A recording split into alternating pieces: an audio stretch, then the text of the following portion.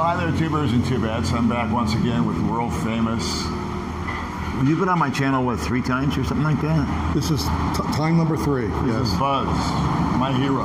Yes. Buzz, tell us all what's new and exciting with you.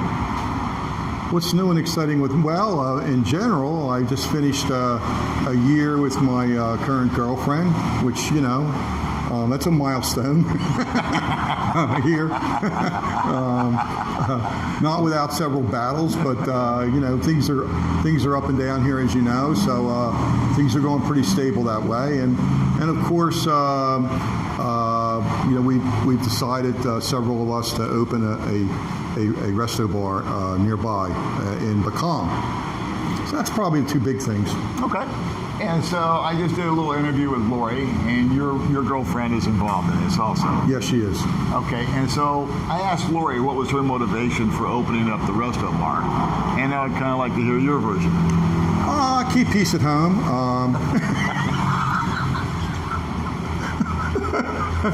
At least for beginners.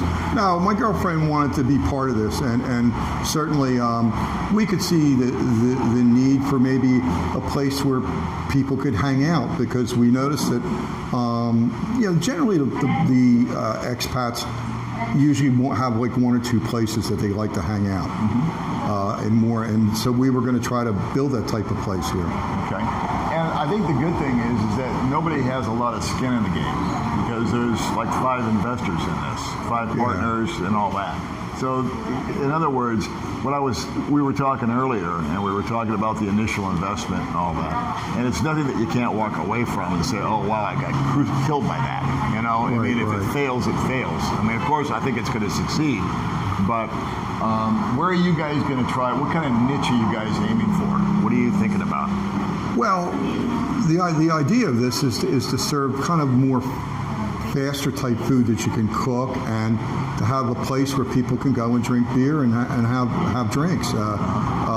Primarily, I think we're targeting the expat community, but certainly our first night open, we did have some people from the local community, Filipino community, come in and patronize the place. So you really don't know at this stage. We're going to just be like a football linebacker. We're going to read and adjust as we go along. Okay. And so let's get back into your personal life a little bit. It's been a long time since we've had a chance to address that. Now, the first girlfriend that you had issues with. Yes. And we did a video about that, so we won't belabor that point. But then you met your new girlfriend, and that's going well.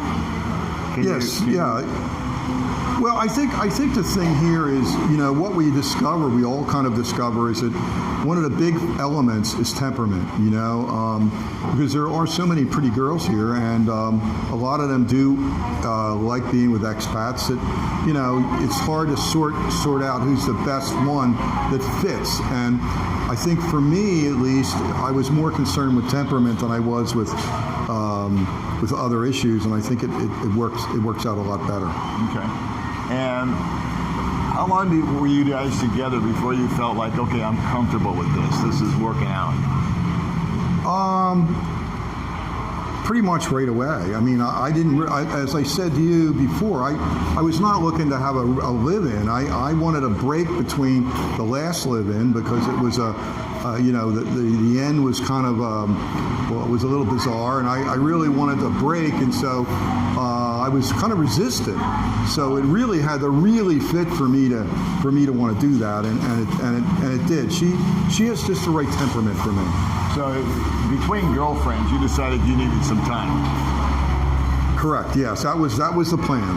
And how'd that work out for you? It didn't work out at all. It didn't work out at all. We fell hard.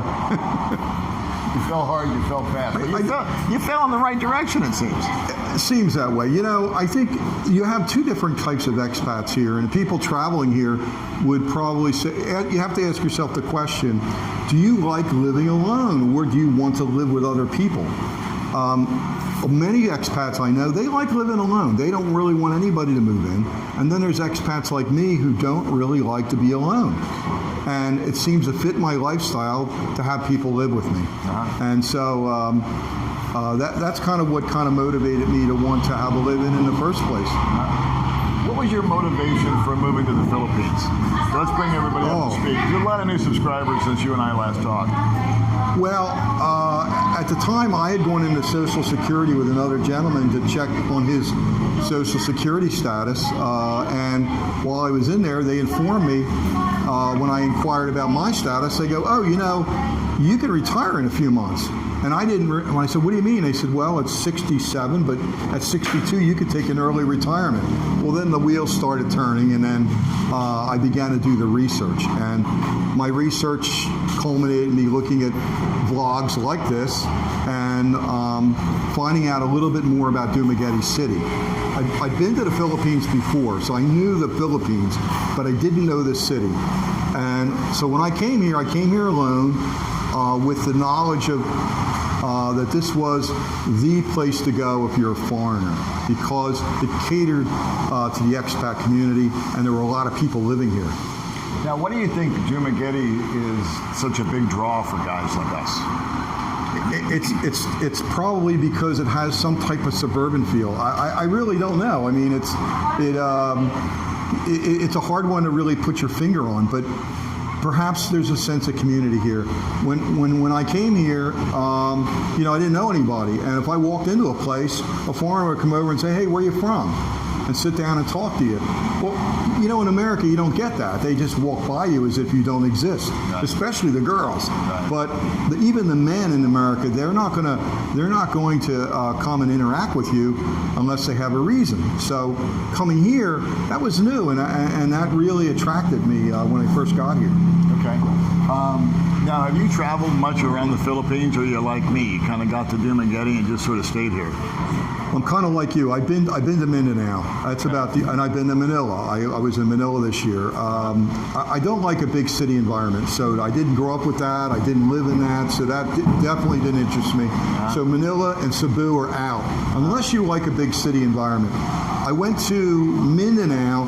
Mindanao's a little more scary because there's not a lot of expats there as there are here, as far as the density in the population.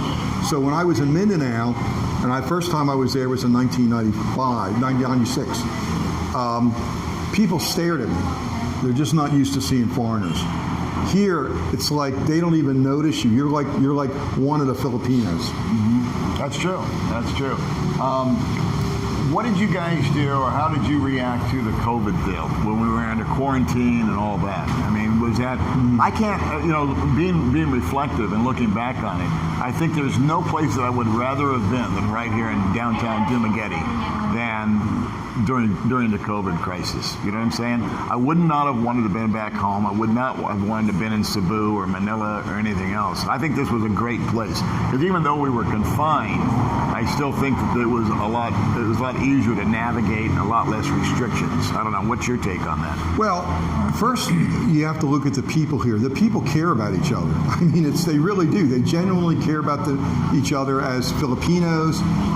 So they try to do what's best for the community. They're much more community oriented and collective than in America.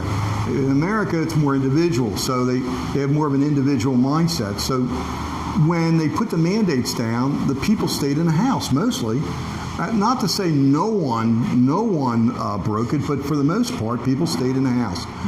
Even today, in most public places, you need to wear a mask, and even though we don't have cases, they're still making sure that they stick to the plan.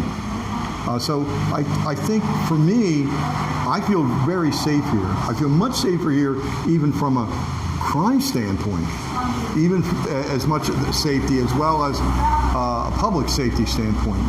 So they've done a great job here. I think they deserve a lot of credit, and there are other countries nearby that have done the same thing. Okay. Do you have any big picture? Do you have any future plans to go home? Do you have anything on your radar that you want to share with anybody? I have no interest in going back to the United States unless I have to. Of course, you're asking me a question. What's your future? My future's now. We don't have a future, Paul. I don't know if you've come to accept that yet, but sometimes that's what a girl asks me. She goes, "What's our future?" And I said, "You're looking at it. The future is now. This is as good as it gets. This is as good as it gets. This is what as they say in The Irishman. It is what it is. It is what it is." So that's the future. The future is right now. I'm trying to live my life one day at a time and enjoy what's in front of me, because there's a lot in front of us to enjoy. There is. There really is. So a little message of hope, if you will, for the guys out there. They're locked up. They can't get over here. They're trying to. But I think it's going to crack open sometime next year. If you were talking to a guy and he was thinking about coming out here, what would you tell him? Well, you're not going to get here probably to the second half of 2021. If you accept that, now it could happen earlier if things break. If the vaccine's out and things really break, they may change their mind. But the president here has already made that announcement. That's what he thinks is an appropriate time, and he usually sticks to what he says. So I think that. So in the meantime, you got plenty of time to do research. I mean, you have vlogs like Paul's vlog that you can watch and catch up on what's going on here. And you can do a lot of research online about the Philippines and the different cities. And, you have plenty of time to make plans. Here's my one question. If you could go back in time, I get asked this a lot.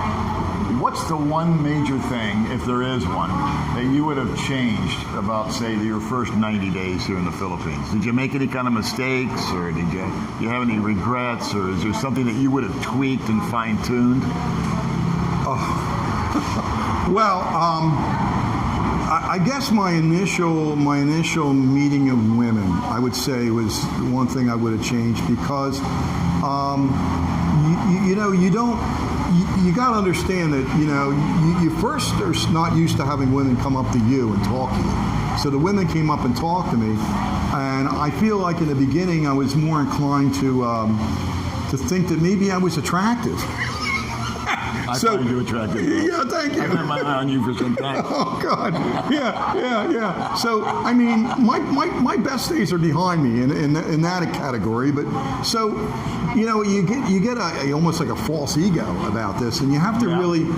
I think for me, in the beginning, I think I wasted some money and wasted some time with some females that I probably shouldn't have. If I look back at that. Well, I think we believe what we want to believe. We want to buy into our own fantasies. Yes. And so I would agree with you. I think that I don't like to give advice, but if I had it to redo all over again, I've said it in previous videos, I would have slowed down. Yeah. I would have just taken my time. I would have settled in. I would have spent a lot more solo time acclimating, adjusting, and not trying to take it all in at once. But I think that kind of happens to us because for whatever circumstance you came from, usually this circumstance is a whole lot better and a lot more fun. Yeah, absolutely. All right. Well, Buzz, I want to thank you for coming by and chit-chatting with me again. I'm happy that things are working out for you personally, and now hopefully professionally, you're got a little bit of skin in this game here with this new Restobar. Yeah. And I think that's great because it gives your companion an opportunity to have something to do, gives you a place to go. And I know that sometimes when you're with your companion, especially like during the COVID time, there's a lot of time that you're forced together. And everybody needs a break, from one another. Everybody needs a little respite, a little own time, a little alone time, I should say. I think the physical part of that, Paul, the physical part of that of being home and laying down for 2 months was not good. It's not good for it actually is worse for you. I mean, it takes a while to get back into things. Yep. And I think this is just awesome. Again, it's kind of like the attitude I took with Baby May with her little YouTube channel. Is I wanted to give her an opportunity to generate her own income in the future, not just be reliant upon me providing for. And I think what you're doing here is setting a good example that you can help her get the kickstart. And if this Restobar is successful, she gets her share of the profit every month, then you've done her a solid just by teaching her that she can do and learning about business, learning to be responsible as opposed to being dependent. Right. She becomes a little bit more independent. Yes. You yes. agree? Yeah, in case I kick the bucket or something. Oh, yeah. We're at that age that anything can happen. The future's now. The future is now. We're going to leave it at that. Thank you, Thanks Paul. for tuning in, you crazy people. All right, bye-bye. Bye.